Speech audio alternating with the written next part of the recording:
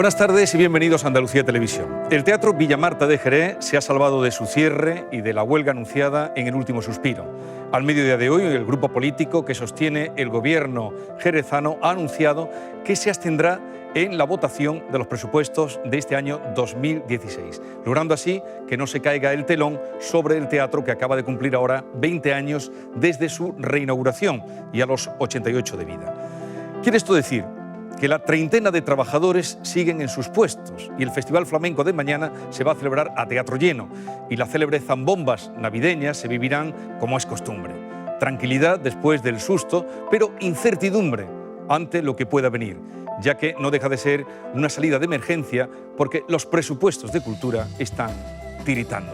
Pero como escribe nuestro invitado de hoy, el juez Grande Marlaska, ni pena ni miedo. Empezó instruyendo por azar el caso del asesinato de los marqueses de Urquijo. Sustituyó a Baltasar Garzón en la Audiencia Nacional y desde ese puesto administró asuntos capitales, casos contra ETA, la intervención judicial de Fórum Filatélico o del JAC 42. Desde 2012, Fernando Grande Marlaska es presidente de la Sala de lo Penal de la Audiencia Nacional y desde 2013 vocal del Consejo General del Poder Judicial. Asegura que casos como las tarjetas Black, la pieza principal de Gürtel o NOS, indica que la justicia va funcionando y eso genera confianza en la sociedad. Apuesta por mecanismos en la administración para que no ocurra la corrupción y una administración más profesional. Su mayor fortaleza consiste en haber sido capaz de defender ante cualquiera su derecho a mostrarse como es. Es lo que escribe su amiga Natibel Preciado en el prólogo de Ni pena ni miedo, el libro que acaba de publicar este juez vasco. Grande Marlaska, comprometido con la defensa de los derechos de gays y transexuales, desgrana los episodios fundamentales de su vida. La confesión de su homosexualidad y la relación con Gorka, su marido, provocó que su madre dejara de hablarle durante 6 años.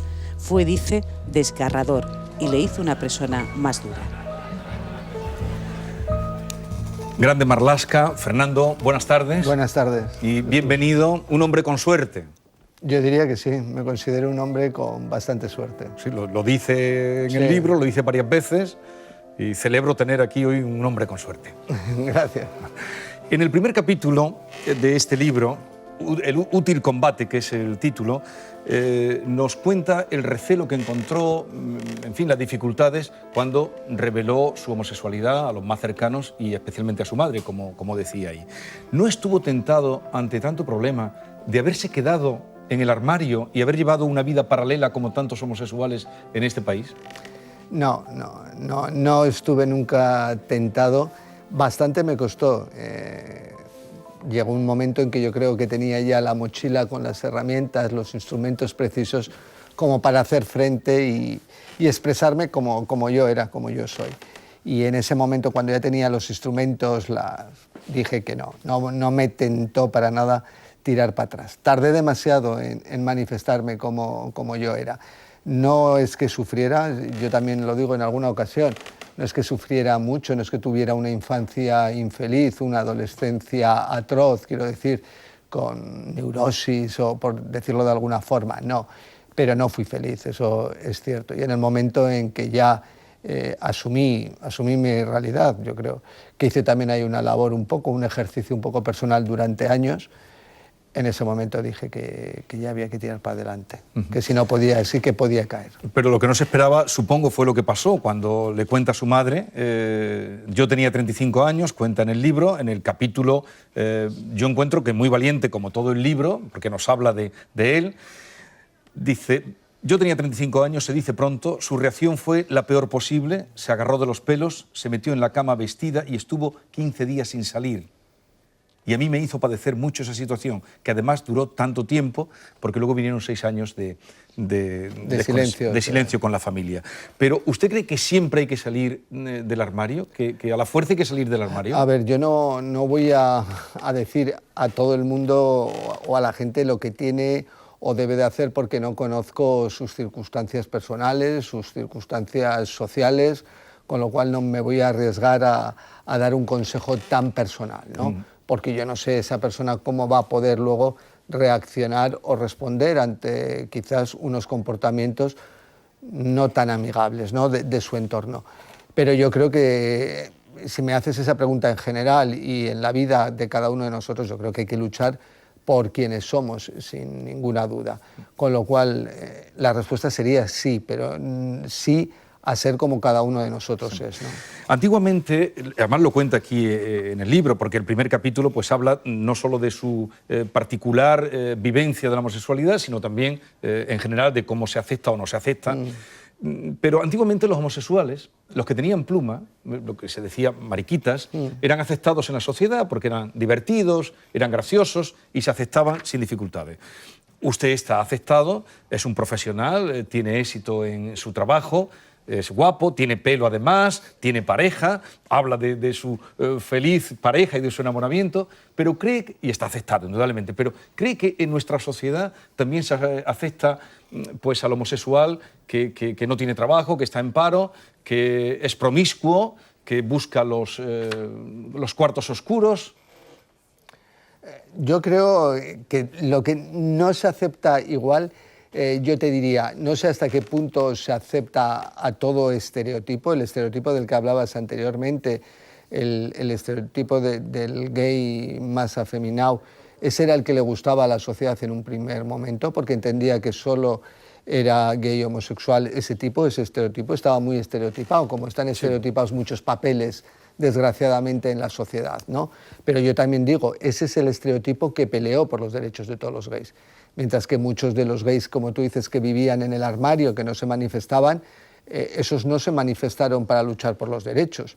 Los que se manifestaron, los que pelearon, los que incluso fueron a la cárcel son los gays que se les llama con pluma, con todo el respeto. Pero por eso yo siempre manifiesto mi consideración y mi reconocimiento a ese tipo. Pero lo que tú dices, el promiscuo, el no. No hay más promiscuos en gays que en heterosexuales, tenemos que partir de esa base. O sea, yo en esos aspectos siempre digo y parto de la base de que somos todos tan igualitos, seamos heterosexuales, seamos homosexuales, es muy parecido, todo eso. Hay una... Bueno, usted al final habla de la educación, que en este libro es revolucionario. Este libro, Ni pena ni miedo, es un libro revolucionario porque habla de la educación constantemente y todo confluye ahí o remite ahí para superar la homosexualidad, la igualdad de género, en fin, siempre está la educación. Pero habla también de que la identidad sexual está por encima de la voluntad. Poco lo que decía Lorca, que soy amor, que soy naturaleza, ¿no? Exacto, es que es así. Lo has definido perfectamente y antes lo definió mucho más bellamente, como tú has dicho, Lorca. Es así, es decir, es algo que uno no decide, es algo que no depende de la voluntad de cualquiera de nosotros. Nuestra identidad somos nosotros mismos y va con nosotros mismos desde el principio. Por eso es tan importante, quiero decir, por eso forma parte y por eso es tan importante respetarlo, porque forma parte del ser humano, de su esencia, es la dignidad, ¿no? Forma parte de la dignidad de cada ser. El otro día leí, o hace tiempo, que, bueno, un guardia civil había sido Miss Murcia y era gay. ¿Esto ayuda a la visibilidad y a la normalidad? ¿El que un guardia civil sea Miss Gay de Murcia? Mr. Gay. Mr. Gay, sí. Mr. Miss he dicho, Mr. Gay, perdón. Pues ayuda, todo ayuda, pero sobre todo ayuda a normalizar, es decir, a que no acontezca y no pase nada. Es decir, si un guardia civil se ha presentado Mr. Gay de Murcia, perfecto, porque lo importante de él como guardia civil es que sea un profesional. Si eso no le impide ser un auténtico profesional, pues lo que tenemos que hacer es normalizar el resto de... Albert Camus decía que él creía en la justicia, pero que entre su madre y la justicia elegía a su madre. Eso se lo dijo a Sartre. ¿Y usted entre su madre y la justicia? Pues difícil la contestación.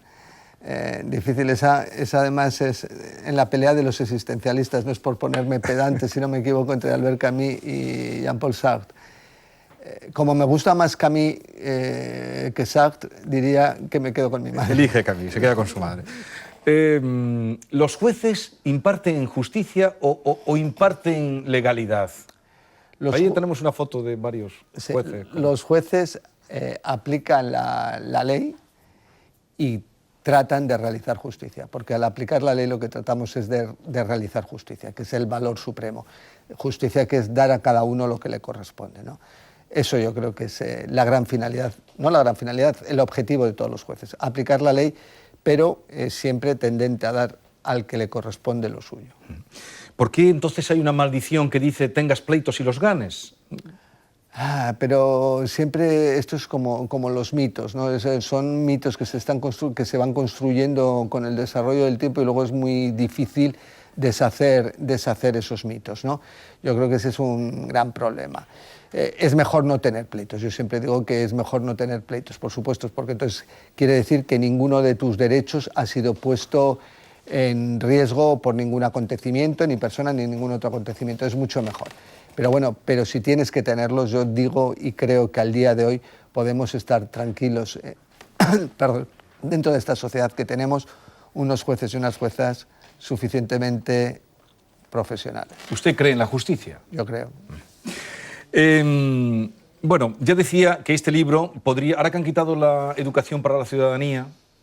Ahora hay una que se llama valores éticos o ética de valores, creo, pero no es lo mismo. Sí, pero en cada comunidad pondrán una. Sí. Pero este libro podría ser perfectamente educación para la ciudadanía, bajo mi punto de vista, donde decía, yo hablaba antes de que dice cosas revolucionarias, porque para mí lo más revolucionario es que siempre acaba en la educación, es decir, para la homosexualidad, para la igualdad de género que dedica también, y usted mantiene aquí en la escuela que está todo, pero dicen también, ahora que estamos hablando hoy, el gran debate ayer y hoy, el gran debate es la selectividad y la reválida. Pero el gran debate no estaría en que el 80% de la enseñanza en España está gestionada por la Iglesia Católica, que de este modo mantiene su influencia y su poder. Yo fue siempre y así debe seguir siendo. Esa es una cuestión absolutamente importante. Yo creo que esa es una de las claves, ¿no? Yo no seré quien diga que la Iglesia Católica no presta y ha prestado un papel importante en la educación, ¿no? En un momento dado y al principio de la andadura democrática, por así decirlo, no había posibilidades de una educación pública general. Eso es el nacimiento de la educación concertada, ¿no? Pero en España es cierto que la educación concertada pesa mucho sobre la educación pública. Yo creo que habría que hacer grandes esfuerzos por, así decirlo, ampliar la ratio de la educación pública. Me parece esencial. Incluso también es cierto que todo lo que es educación concertada, sea religiosa, no religiosa, pero concertada, como se asume los fondos públicos, lo que tiene que trasladar al alumnado son valores públicos, no valores de una ética privada, sino valores de la ética pública, la que es de todos nosotros. Eso es lo importante. No, pero eso insiste muchísimas veces. Además, compara la cartilla, o no sé, qué le dan al francés, al alumno francés. La carta de laicidad con 13 puntos que les dan a los franceses. Yo soy muy francófilo en ese aspecto. Bueno, de hecho, hasta tiene la Legión de Honor. La tiene, en la solapa esa cinta roja, esa es la Legión de Honor que le dieron en Francia. Pero ¿por qué cuesta tanto en este país, con gobiernos socialistas, con gobiernos del PP? Bueno, el PP supongo que no es lo suyo, precisamente eso, pero separar de una vez la religión de la vida social, ¿no? Y de la vida civil. Yo creo que es una asignatura pendiente, pendiente de la sociedad. ¿Por qué cuesta? Pues no lo sé, pero yo siempre he dicho que, por ejemplo, ese capítulo, yo te diría que de las entrevistas que me han hecho sobre el libro, a mí me llamaba la atención porque no me preguntaban, así como tú me estás preguntando mucho de altar, trono, pupitre, altar, trono, pupitre, ¿no? La separación Iglesia-Estado y sobre todo en materia de educación, casi nadie me preguntaba. Y sí que fue en un programa donde, en una entrevista sí que me dijeron cuál era el capítulo que más me había costado escribir. Y yo dije que ese, justamente ese. ¿Por qué? Porque decía, si escribía sobre la separación Iglesia-Estado, lo que yo entendía que era separación Iglesia-Estado dentro del ámbito público, tenía que escribirlo de la forma que yo lo creía y cómo era. Sí. Y creía, no obstante, que iba a haber sarpullidos en ese sentido. Pero es que aquí se dicen cosas revolucionarias, insisto. España necesita con urgencia transformaciones importantes relacionadas con la separación Iglesia Católica-Estado. ya se ve que es verdad que la sociedad española parece no haber pasado por el siglo de las luces. Bueno, en realidad es que no pasó por él y así nos va en determinados aspectos. O sea, este capítulo que, en fin, dice usted lo que piensa, pero además en una cosa sobre la que sobrevuela todo el mundo. Eso es lo que te quería decir. Aquí todo el mundo va con la vela. Eso es lo que te quería decir. Yo no sé si estoy haciendo hoy o perdiendo amigos hoy tal y como con las partes del libro que me estás recordando, las cuales suscribo perfectamente, vuelvo a decir. Yo creo que eso no corta para nada para un respeto. Yo soy una persona educada, tanto en La Salle como luego en los jesuitas en la universidad. Es decir, para mí parto de esa cultura religiosa que me ha conformado en cierta forma. Otra cosa es que al día de hoy no tengo por qué decirlo, pero aparece en el libro, no soy una persona creyente. Pero lo que tengo claro es que el ámbito privado tiene que ser el ámbito privado y lo que tiene que ser la realización de las creencias religiosas tienen que estar en el ámbito privado y no tienen que trascender al ámbito público. Por eso digo, o sea, yo diría en ese ejemplo siento mucho, ¿no? Pero tomando el ejemplo francés, yo creo que la Revolución Francesa en esos términos, lo que implicó y lo que significó, yo siempre he dicho que ojalá las ideas nos hubieran impregnado un poquito más de tiempo, ¿no? Que les hubiéramos acabado de expulsar a los franceses, pero un poco más tarde, ¿no? Bueno, es el juzgado, bueno, dejamos ahí esa percha para que ustedes lean y que lean también. Desde luego estoy los haciendo políticos. Pocos amigos hoy. No, pero en fin, yo creo también en eso, en la educación, porque todos hemos llegado, o yo he llegado donde he llegado por la educación, como todo el mundo. Es esencial, la educación es esencial. Pero se tiene que dar cuenta además que ahora, aquí que se habla de los años del Macarena, eso es de Manuel Vicent. Los años del Macarena, él dice cuando los años de la corrupción y que aquí también se hablan de cómo se transforma el litoral, de las grandes obras, él le llama los años del Macarena, porque él dice que cuando sonaba esa canción. Entonces, los años del Macarena, cuando habla de la corrupción, no sé qué le iba a decir ahora, pero era algo en relación con el tema. Sí. Cuando habla de los años esos, habla también de los jueces, que son los que empiezan. En el año 2010 dice, la judicatura es la institución más desacreditada, o una de las más desacreditadas. En cambio, cuando empezaron esos años y sus consecuencias, las preferentes, las cláusulas suelo, los desahucios, los jueces empezaron a poner las cosas en su sitio. Como la habíamos puesto siempre, quiero decir, o como habíamos tratado de poner siempre las cosas en su sitio, no porque nosotros tengamos que poner las cosas, nosotros no, siempre me gusta decir, no somos sheriff. No somos los sheriff los justicieros. Nosotros lo que hacemos es aplicar la ley y aplicando la ley lo que tratamos es de decir, como decíamos antes, de realizar la justicia y de proteger los derechos y las libertades de los ciudadanos. ¿Qué es lo que ha ocurrido? Que con la crisis se ha podido ver en mayor medida que los jueces dábamos cobertura y protegíamos los derechos y las libertades de los ciudadanos que se habían visto en cierta medida lesionados, ¿no? Se ha visto con las preferentes, se ha visto con los desahucios, pero no porque nosotros seamos justicieros, que esto es muy importante, justicieros en el peor sentido, sino porque nosotros hemos aplicado la ley, los instrumentos legales, junto con los valores constitucionales para realizar justicia, y eso lo ha visto la sociedad. ¿Alguna vez han tratado de corromperlo, como a su amigo el ingeniero? No, jamás. ¿Que le mandaron una chica Jamás. ¿Le mandaron una chica a la habitación? Jamás. Ya saben con quién se pueden jugar los cuartos, a lo mejor. Bueno, pues vamos a hacer unas preguntas con Charo Gutiérrez. Le presento, señor Grande Marlaska. Buenas tardes, gracias. Muy buenas tardes. Unas preguntas ahora para conocer un poquito más del juez, que en el libro, desde luego, se retrata porque hay mucha verdad en este libro. Gracias. ¿Lo ve así? Sí, no. A ver, yo del libro puedo decir, como tú has dicho, me has recordado, porque claro, eso son yo creo, cuestiones complejas donde yo dije, tengo que escribir, estaba convencido de escribir, ¿no? Pues por ejemplo, separación Iglesia-Estado, pero tenía que pisar tierra escribiendo. Y yo creo que en todo el libro he pisado tierra. Y eso al final me generó una situación de vértigo, un poco como la asunción de un riesgo, pero al final el convencimiento de, por una parte, decir, mira, ya nadie me va a tener que preguntar lo que pienso de tal cosa. Creo que ya lo he Compra el dicho libro. bastante. Compra el libro. Bueno, vamos a estas preguntas así muy rápido, señor juez. Sí. ¿Qué soportaría peor, morir de pena o morir de miedo? Morir de pena. ¿Encuentra más impulso en la rabia o en la idea? en la idea.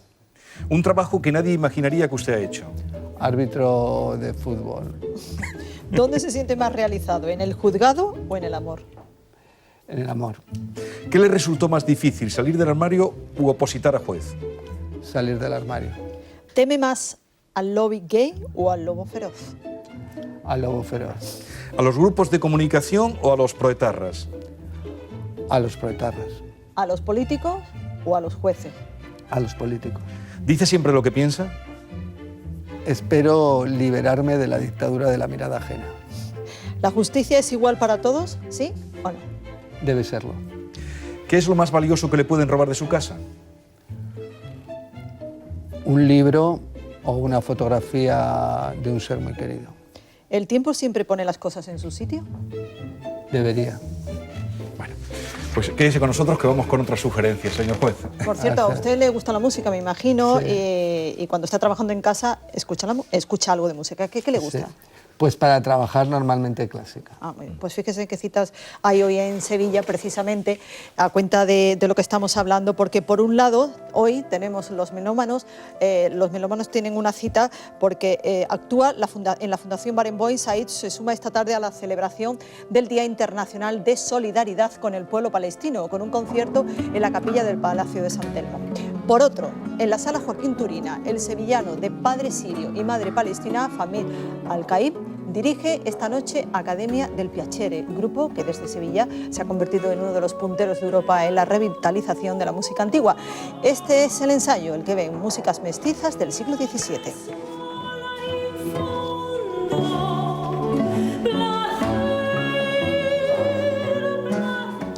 Más música con el pianista Javier Perianes, que actúa esta noche en el Museo Picasso de Málaga. El músico onubense, uno de los concertistas españoles más destacados del panorama internacional, ofrecerá un recital dedicado íntegramente al compositor austríaco Franz Schubert en el segundo concierto de ciclo de música de cámara de la Orquesta Filarmónica de Málaga.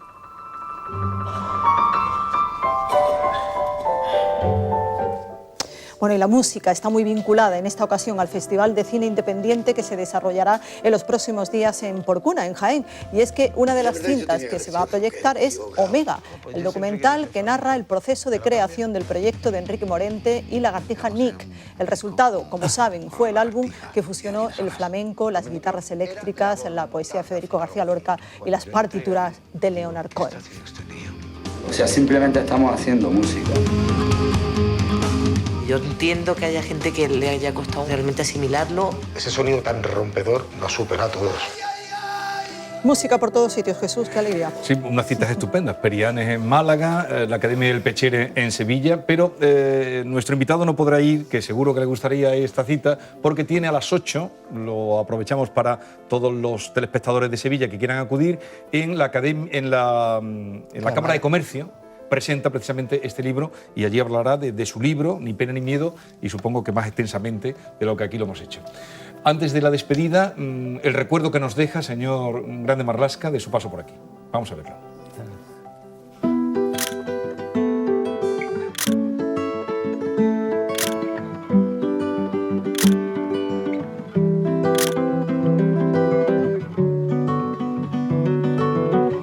Bueno, cuando lo vemos saliendo de los juzgados o de la Audiencia Nacional lo vemos más serio, ¿eh? Ya. Hombre, aquí se está más relajado. Ha sido un placer, muchas gracias y éxito con el libro. Muchas gracias a vosotros.